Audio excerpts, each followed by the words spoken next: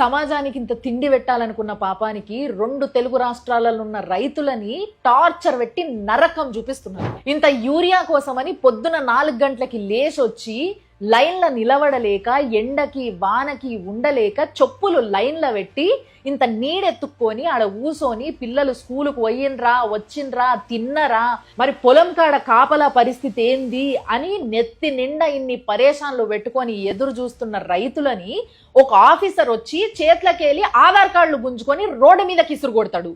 ఇంకో పోలీసోడు వచ్చి చెంప మీదకెళ్ళి కొడతాడు అన్నదాతని. పంట వండిద్దామని డిసైడ్ అయినాక రైతులకి ఒక్క యూరియా విషయంలోనే కాదు, నకిలీ విత్తనాలు, నకిలీ పురుగు మందులు, యూరియా టైంకి రాదు, నీళ్లకు కష్టం, కరెంటుకి కష్టం. సరే ఇవన్నిటినీ తట్టుకొని పొలం వేసుకున్నాక ప్రకృతి ఒకవేళ ఆశీర్వదిస్తే తప్పితే అది చేతికి రాదు. ఒక్కవేళ విజృంభించిందే అనుకో, అంతకన్నా దారుణం నష్టం ఇంకోటి ఉండదు.